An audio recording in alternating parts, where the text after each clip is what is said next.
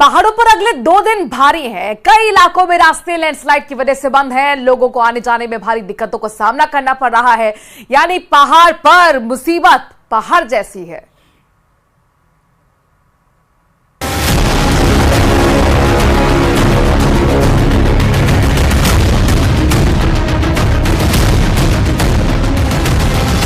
उत्तराखंड में भारी बारिश की चेतावनी जारी की गई है। मौसम विभाग ने पूरे प्रदेश के लिए बारिश का येलो अलर्ट जारी किया है, जिसका सबसे ज्यादा असर चंपावत और नैनीताल में देखने को मिल सकता है। मौसम विभाग ने ये भी पूर्वानुमान जताया है कि बाकी जिलों के कुछ क्षेत्रों में तेज बारिश हो सकती है। उधर पहाड़ में कई जगह बारिश ने जमकर तबाही मचाई है और बारिश से कई सड़कें भी बंद हैं। उत्तरकाशी में गंगोत्री हाईवे बंद है। बिशनपुर मल्ला के पास पहाड़ी से मलबा और पत्थर आने से सड़क बंद हो गई है, जिसके बाद से कई चारधाम यात्री फंसे हुए हैं। रोड को खोलने की कोशिश लगातार जारी है। गंगोत्री हाईवे भूस्खलन होने से बार बार बाधित हो रहा है। चमोली के किरुली और ज्योतिर्मठ में कई गांव को जोड़ने वाली सड़क बंद है। भारी बारिश के बाद मलबा आने से रोड बंद हो गई है, जिसकी वजह से लोग जान जोखिम में डालकर आवाजाही करने को मजबूर हैं। कई जगह पर तो गांव के लोग खुद ही सड़क को खोलने की कोशिश कर रहे हैं। चमोली में तो बिना बारिश के ही अलकनंदा नदी का जलस्तर बढ़ता जा रहा है। ऊंचाई वाले इलाकों में ग्लेशियर के लगातार पिघलने से अलकनंदा का जलस्तर लगातार बढ़ता जा रहा है। वहीं THDC जल विद्युत परियोजना के डैम में अचानक जलस्तर बढ़ गया है। कंपनी के अधिकारी अलकनंदा नदी के बढ़ते जलस्तर पर लगातार नजर बनाए हुए हैं। उत्तरकाशी में गंगोत्री धाम में एक बार फिर गंगा नदी का जलस्तर बढ़ने से लोग दहशत में हैं। जलस्तर बढ़ने से गंगा उफान में बह रही है, जिससे लगातार घाटों को नुकसान पहुंच रहा है। गंगा नदी के उफान से भवनों और आश्रमों को भी भारी खतरा है। बागेश्वर में बारिश आफत बनकर बरस रही है। इस मानसून में सबसे ज्यादा नुकसान सड़कों और मकानों को हुआ है। पूरे जिले में अब तक 100 से ज्यादा मकान खतरे की जद में आ चुके हैं, जिसकी वजह से कई लोगों को अपने घर तक छोड़ने पड़े हैं। बारिश से कई जगह भूस्खलन का खतरा बना हुआ है। वहीं कपकोट में बारिश से ज्यादा नुकसान हुआ है।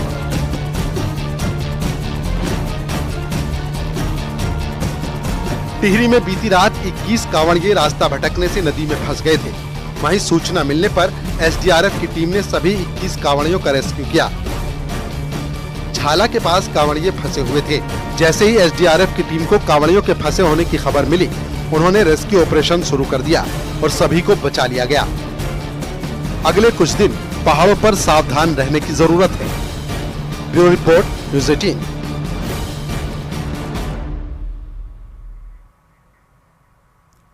बाइडेन के सामने बड़ा सवाल है कि वो नेतन्याहू को बचाए या फिर जेलेंस्की को, क्योंकि यूक्रेन के मोर्चे पर व्लादिमीर पुतिन ने 24 घंटे हमले जारी रखने का ऑर्डर जारी कर दिया है।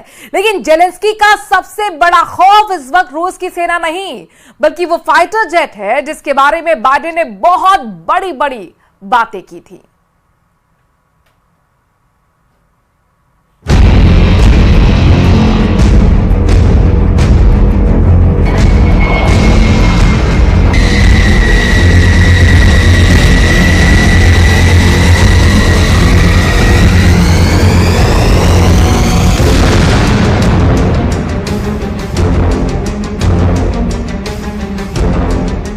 ये उड़ान बता रही है कि जेलेंस्की के सितारे गर्दिश में आ चुके हैं।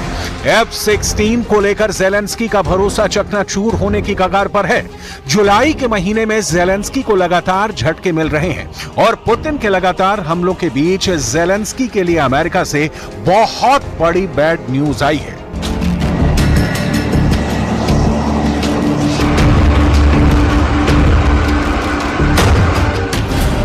अमेरिका के बड़े अखबार वॉशिंगटन पोस्ट ने खबर छापी है, यूक्रेन को मिलने वाले अमेरिकी F-16 फाइटर जेट यूक्रेन को मिल भी जाएंगे, लेकिन उनका रूस के खिलाफ फेल होना फाइनल है।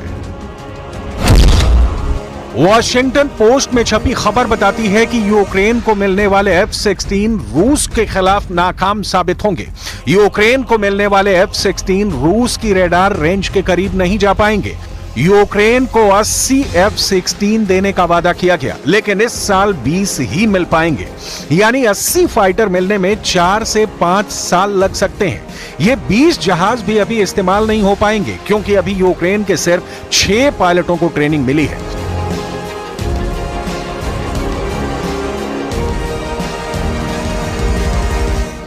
ज़ेलेंस्की बार बार बोलते रहे हैं कि उन्हें 100 से ज्यादा F-16 फाइटर जेट चाहिए, ताकि यूक्रेन की वायुसेना रूस से मुकाबला कर सके।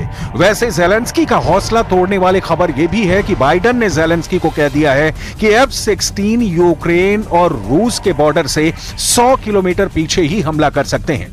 यानी रूस में F-16 की एंट्री पर अमेरिका पहले ही बैन लगा चुका है। इससे बहुत से सवाल उठ रहे हैं। क्या ज़ेलेंस्की की हार फाइनल हो चुकी है? क्या अमेरिका ने यूक्रेन के साथ बहुत बड़ी साजिश कर दी है? क्या ज़ेलेंस्की के पीठ में छुरा भोंक दिया गया है? ज़ेलेंस्की के पायलट इस जहाज से पुतिन पर हमला नहीं कर पाएंगे। इस रिपोर्ट का यही मतलब निकाला जा रहा है। यह जानकर ज़ेलेंस्की के होश उड़ गए हैं। ज़ेलेंस्की को बाइडेन का वादा नजर आ रहा है, जो अब खोखला साबित होता दिख रहा है। F-16 का कांटा लगातार पॉजिटिव और नेगेटिव के बीच घूम रहा है। कभी ज़ेलेंस्की को लगता है कि F-16 उनके काम जरूर आएगा, तो कभी ज़ेलेंस्की को एहसास होता है कि F-16 के नाम पर बहुत बड़ा मजाक हो गया है। ऐसे में F-16 के स्टेटस की सच्चाई क्या है, इसके कांटे पर पूरी दुनिया की नजर है।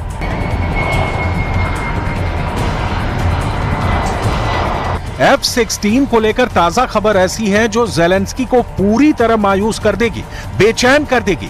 इसके पीछे एक ऐसी वजह है जिसे लेकर ना ज़ेलेंस्की कुछ कर सकते हैं और ना ही बाइडेन के पास इस मुश्किल का हल करने का कोई रास्ता है। जुलाई खत्म होने को है, अगस्त का महीना शुरू होने वाला है। अगर आज की तारीख में भी यूक्रेन को F-16 मिला तो वो उसे दिसंबर के बाद ही उड़ाने के लिए तैयार हो पाएगा। यानी दिसंबर 2024 से पहले यूक्रेन को F-16 नहीं मिल पाएगा। कैलेंडर पर यह महीना देखकर बार बार ज़ेलेंस्की परेशान हो जाते हैं, लेकिन उनके बस की बात नहीं कि वो इस विमान की डिलीवरी पहले करा पाए। दिसंबर से पहले यूक्रेन को F-16 मिलना मुश्किल ही नहीं, बल्कि तकनीकी रूप से नामुमकिन है। दिसंबर 2024 में ज़ेलेंस्की को यह फाइटर जेट मिल भी गया तो वो इसे 2025 से पहले नहीं उड़ा पाएंगे। इस बात का एहसास ज़ेलेंस्की को चाहे ना हुआ हो, उनके कमांडर इस बात को बहुत अच्छी तरह से जानते हैं। इस बात की चर्चा ग्लोबल मीडिया में पहले से हो रही है, इसलिए साफ लगता है कि ज़ेलेंस्की किसी और दुनिया में है और F-16 को लेकर उनके तेवर बैकफुट पर नहीं बल्कि फ्रंट फुट वाले नजर आ रहे हैं।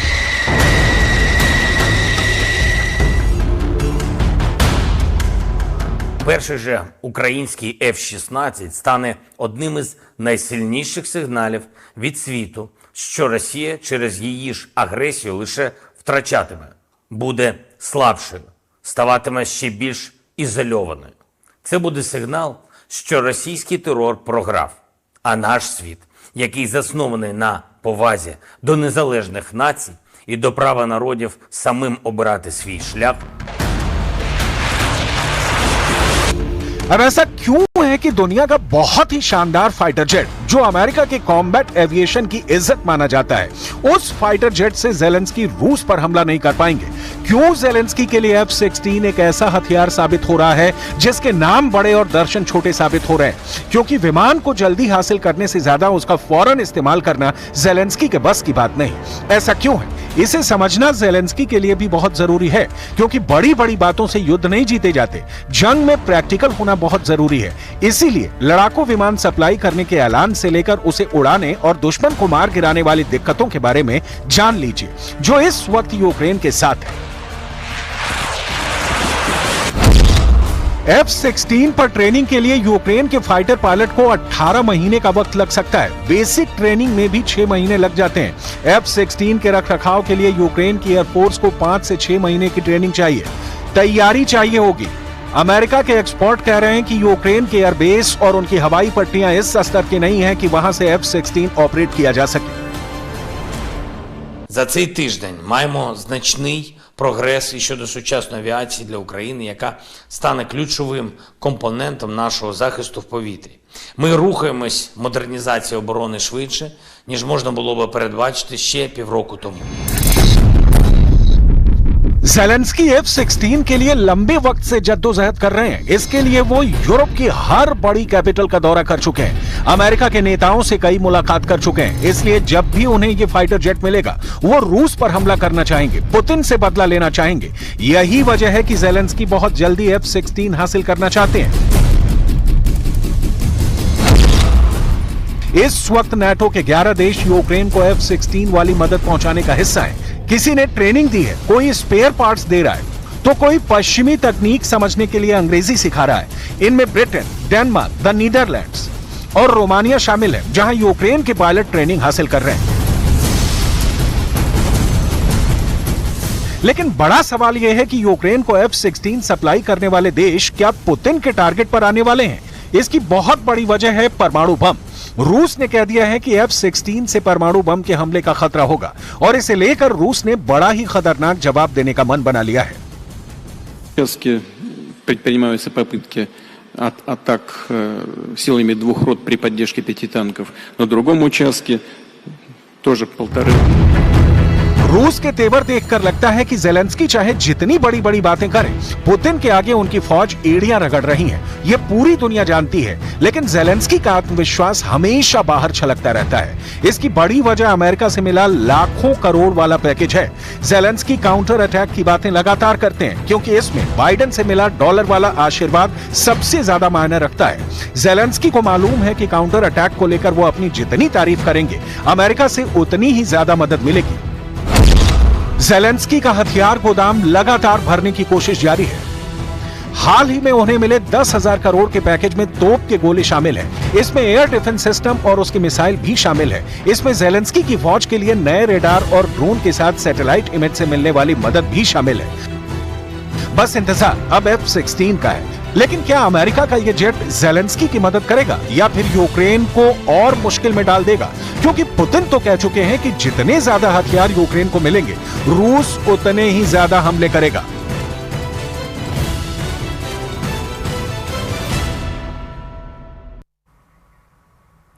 पाकिस्तान से आई बहू महविश अपने ससुराल में खूब काम कर रही है और अपने सास ससुर का पूरा ख्याल रख रही है। महविश को राजस्थान आए 1 से 2 दिन ही हुए हैं, लेकिन वो अभी से राजस्थानी पकवान बनाने लगी है और अपने सास ससुर को गर्मा गर्म रोटियां खिला रही है।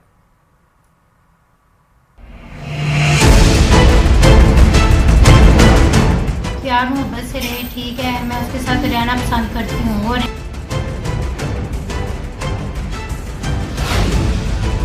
दिल में रहमान बिदनी फ्रॉम पाकिस्तान। एक और सीमा पार इश्क चढ़ा परवान। पाकिस्तानी बहू बनाए राजस्थानी पकवान।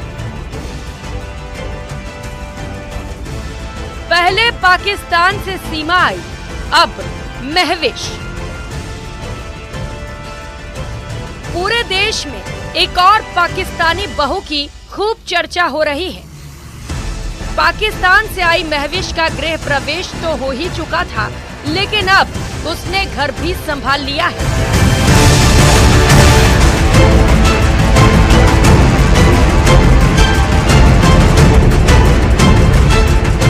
चूरू के पीथीसर गांव में अपने ससुराल में महविश फुल ऑन देसी अंदाज में नजर आई।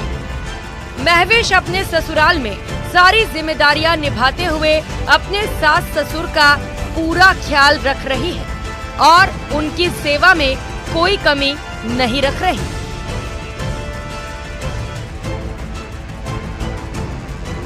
अपने ससुराल में महविश ने देसी अंदाज में राजस्थानी खाना बनाया और अपने सास ससुर को गर्मा गर्म रोटियां बनाकर खिलाई। सास ने उसे राजस्थानी मतीरी, टेंडसी और ग्वार की फली की सब्जी बनाना सिखाया। वहीं महविश ने परिवार के लिए चाय भी बनाया।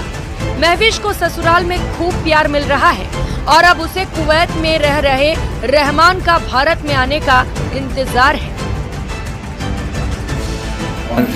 अभी रहमान इधर आएंगे 15-20 दिन तक, क्योंकि उन्होंने खुद मुझे बोला है वो आ रहे हैं। उन्हें भी दिल है मुझे मिलने का, मेरा भी दिल था।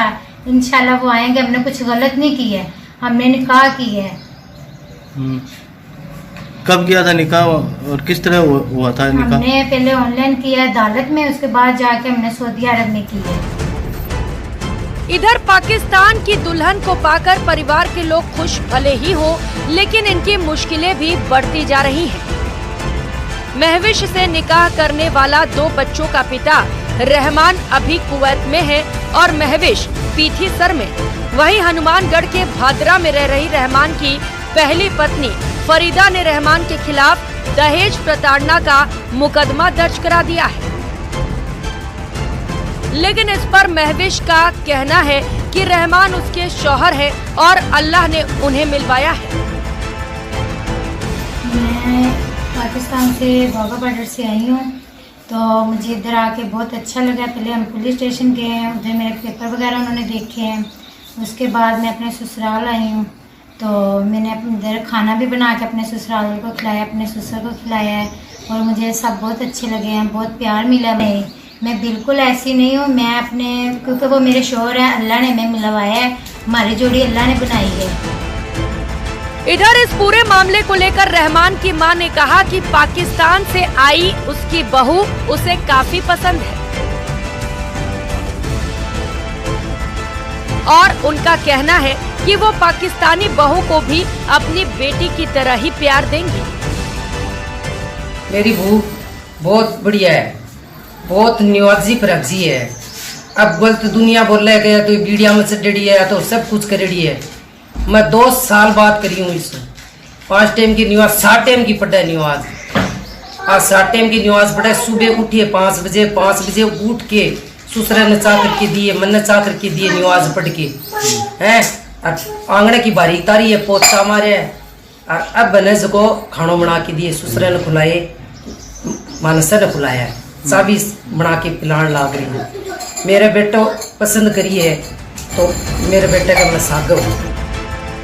बहरहाल रहमान की पहली पत्नी फरीदा ने भादरा थाने में पति और ससुराल पक्ष पर दहेज का केस दर्ज करा दिया है। वहीं दूसरी तरफ पाकिस्तान की महविश अपने ससुराल में खुश हैं। अब देखना ये होगा कि इस मामले में आगे क्या होता है। न्यूज़ 18 के लिए चूरू से मनोज शर्मा की रिपोर्ट। देश भर में प्रोजेक्ट टाइगर को 51 साल हो चुके हैं। पिछले 51 साल बाघ संरक्षण में देश वो उपलब्धियां कभी हासिल नहीं कर पाया जो पिछले 1 दशक में हुई हैं। पेश है इस पर ये खास रिपोर्ट।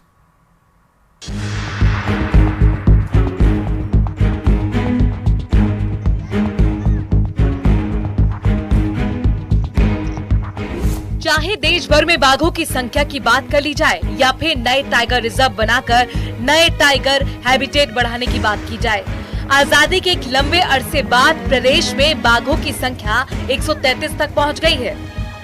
राजस्थान में हमारे जो भी वन्य क्षेत्र हैं, चाहे वो रणथंभौर हो, चाहे सरिस्का हो, चाहे मुकुंदरा हो और चाहे आने वाले समय में बनने वाला कुंभलगढ़ हो, जो भी वन्य क्षेत्र है जहाँ टाइगर हैबिटेट है, टाइगर रहते हैं, निश्चित रूप से राजस्थान को सौगात भी मिलेगी और वन्य क्षेत्र की सुरक्षा भी होगी और जो वन्य जीव उसके अंदर हैं उनकी सुरक्षा भी होगी। राजस्थान में सबसे ज्यादा बाघ रणथंभौर में है। रणथंभौर में 72 बाघ हैं। 40 साल में पहली बार सरिस्का में बाघों की संख्या 43 हो गई है।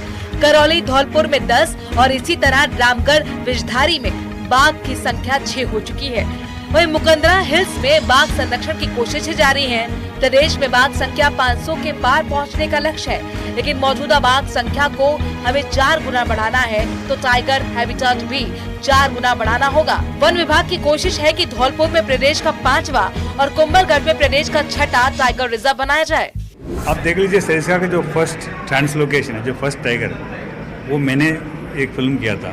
अभी देख लीजिए success, I am very proud to be part. 40+ हो गए जो किसी ने उम्मीद नहीं की थी। 40+ वो टाइम पे 2004 में व्हेन आई वाज देयर, खाली एक ही टाइगर थे, उसी टाइगर के साथ हम पूरे 2 साल घूमे थे।